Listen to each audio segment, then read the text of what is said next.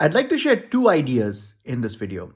The first one is that I've always known this that marketers and copywriters are no different than lawyers in a courtroom.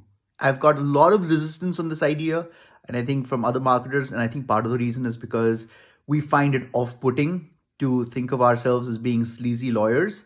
Um, I can only tell you objectively, I don't see any distinction between what I do and what a lawyer does. I think part of this misunderstanding is this whole idea of a lawyer being sleazy or manipulative.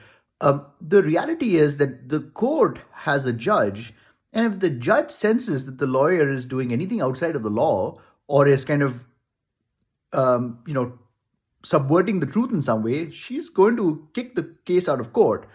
No lawyer wants that.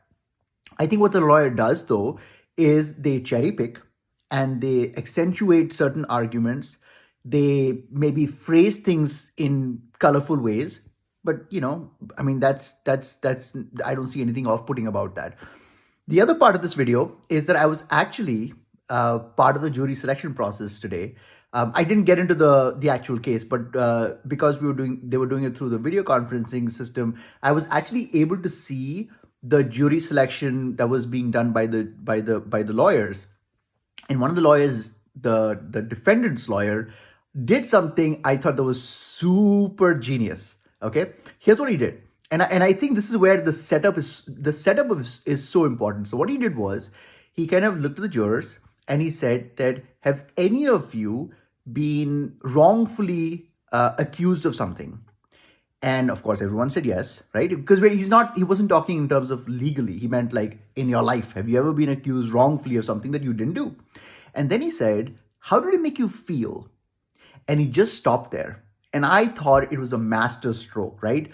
What he's done is he's kind of creating the sense of empathy for the defendant. We don't obviously know the details about the case, but we know that, he's representing the defendant. And he's kind of making it very relatable because nobody's going to sit there and say, I've never been accused of something. Of course we have. And the feeling it evokes, right, is so deeply personal. It's unarticulated. You can't describe how it feels. But what I thought was even also amazing about it was that he stopped right there. He didn't overplay his hand.